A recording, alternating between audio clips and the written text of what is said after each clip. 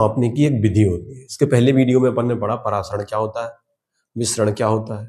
परासरण और विसरण में अंतर 1, 2, 3 और 4 नंबर लगभग सभी अंक योजनाओं में अपन ने उसको समझ लिया।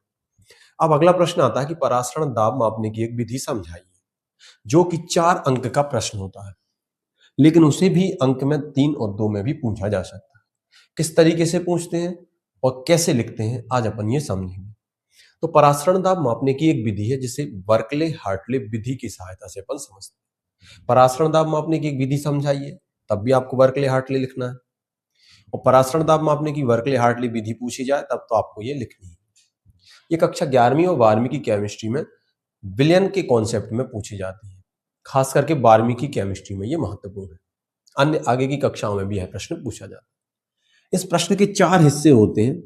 बर्कले हार्टले की विधि इन 4 हिस्सों के आधार पर समझाना होता है। सबसे पहला हिस्सा होता है चित्र या नामांकित रेखा चित्र या रेखा संरचना। फिर उसके बाद आता है उसकी विधि। फिर उसके बाद आते हैं उसमें कुछ समीकरण होते हैं, तो वो समीकरण। फिर उसके बाद आती है सावधानी। और एक और स्पेशल पॉइंट इसमें होता है, वो है विधि के लाभ, जो कि अलग से प्रश्न पूछा जाता है। तो इस प्रश्न के पूछे जाने में इतने हिस्से समाहित होते हैं, जो 4 नंबर, 3, 2 और 1 नंबर में पूछे जाते हैं। लेकिन इनके एक एक हिस्से को अलग से भी 2-2 नंबर में या 3 नंबर में पूछा जाता है, जैसे कि चित्र, विधि या अलग से लाभ या कुछ सावधानियां या सभी। एक हिस्से को भी अलग से पूछा जा सकता है।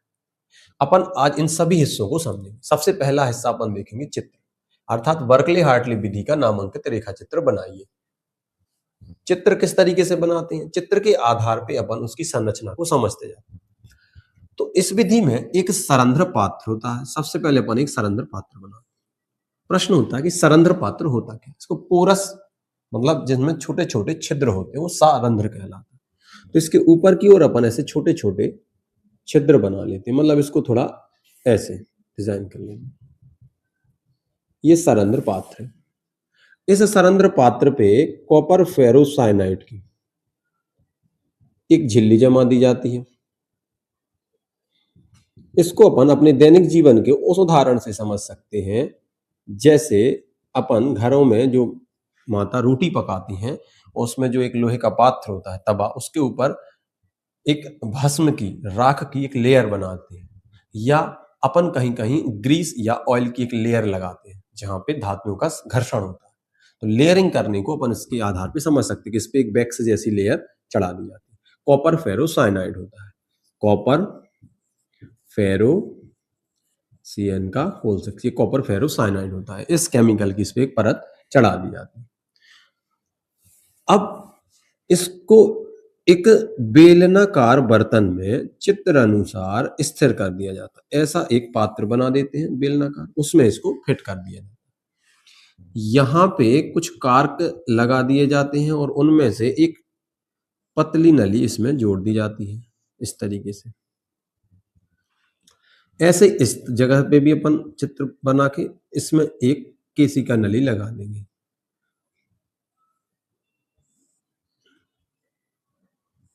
इस तरीके से जोड़ दिया जाता है।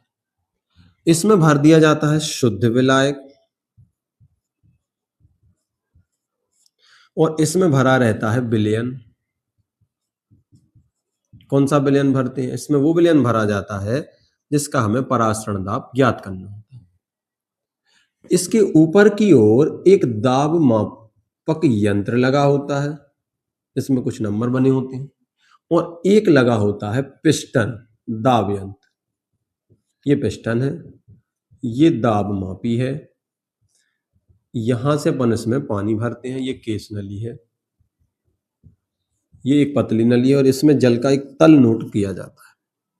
इस तरीके से चित्र की संरचना हो जाती है और अधिक अच्छे से भी चित्र को बनाया जा सकता है। लेकिन जब अपन चित्र बनाए तो चित्र बनाते समय हमें उसकी भाषा को भी लिख लेना है, और भाषा से चित्र और चित्र से भाषा को एक दूसरे के साथ जोड़ के पढ़ने से इस प्रश्न के 2 हिस्से कंप्लीट हो जाते हैं, एक रेखा चित्र और दूसरा विधि या चित्र का वर्णन। तो इस विधि में एक सरंध्र पात्र होता है, इसमें कॉपर फेरोसाइनाइड की एक विद्युत विधि द्वारा पतली झिल्ली जमा दी जाती है, जो अर्ध पारगम्य झिल्ली का कार्य करती है। और इस सरंध्र पात्र को चित्र अनुसार एक बेलनाकार बर्तन में स्थिर कर दिया जाता है, जिसमें एक और एक पतली नली लगी होती है और एक जगह केस नली चुंगी जैसी काम कर रहा था। इतने से पानी में भर दिया जाता है और बेलनाकार पात्र में वह विलयन भर दिया जाता है, जिसका पराशर दाब हमें ज्ञात करना है। अब इसमें एक ऊपर की ओर पिस्टन लगा होता है और एक दाब मापक यंत्र लगा होता है। इससे दाब लगाते हैं और दाब को इस मापी में पढ़ लेते हैं, वह दाब पराशरण दाब कहलाता है। तो इस प्रकार से चित्र और उसकी विधि का वर्णन आज कंप्लीट हो गया। अब इसके आगे अपन एक समीकरण भी लिखते हैं जिसमें कॉपर फेरोसाइनाइड का जिक्र होता है, कैसे बनता है और फिर क्रिया को किस तरीके से संचालित होता है और क्या इसकी सावधानियां और क्या लाभ। इस शुद्ध विलायक के कण इसमें से निकलकर इस विलयन में जाने लगते हैं। यहां अपन ने एक साइन बनाया था कि पहले जल का तल यहां था, लेकिन जब इसमें से शुद्ध विलायक या जल के कण विलयन में जाएंगे तो ये इसका तल धीरे धीरे नीचे आ जाता है। इससे सिद्ध होता है कि परासरण की क्रिया हो रही है।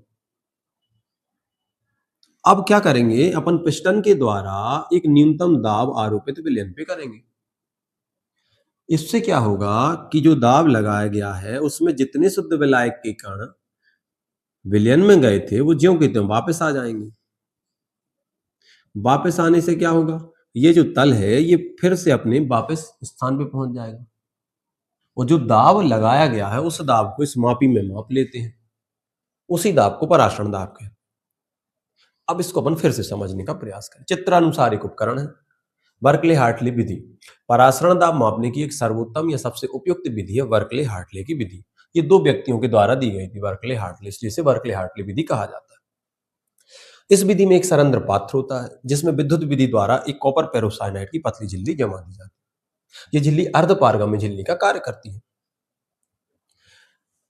इस सरंध्र पात्र को चित्र अनुसार एक बेलनाकार बर्तन में स्थिर कर दिया जाता है। इसमें एक पतली नली लगी होती है और एक केश नली भी लगी होती है। ऊपर की ओर एक दाब मापी यंत्र लगा होता है व एक पिस्टन लगा होता है। विलयन भर देते हैं बेलनाकार बर्तन में, जिसका पराशरण दाब ज्ञात करना होता है और कुछ समय के बाद पराशरण की क्रिया होती है तो शुद्ध विलायक के कण विलयन में आ जाते हैं। इससे क्या होता है कि इसका जो तल होता है, जो हमने प्रारंभिक नोट किया था, वो थोड़ा नीचे आ जाता है। अब अपन पिस्टन के द्वारा एक दाब आरोपित करते हैं विलयन पे। इस दाब की वजह से जो शुद्ध विलायक के कण विलयन में गए थे वो वापस आ जाते हैं और जो तल पानी का नीचे आया था वो बराबर हो जाता है।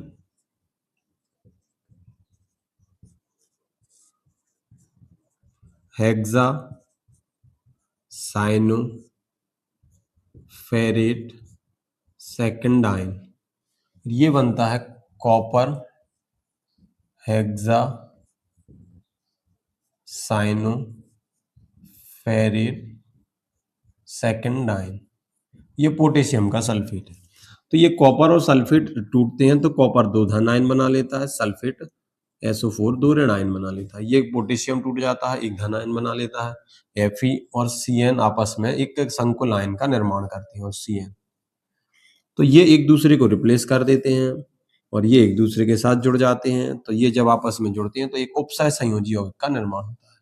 कक्षा 12वीं की केमिस्ट्री में एक उपसय संयोजी रसायन है जिसमें इन यूनिटों या इन यौगिकों की संरचना को समझाएंगे। इसमें ये आयनन क्षेत्र कहलाता है, ये केंद्रीय धातु कहलाता है, ये समन्वयन, ये संलग्नी कहलाता है, ये समन्वयन संख्या कहलाता है, ये संकुलायन। ये अपन अलग से वीडियो में पढ़ेंगे।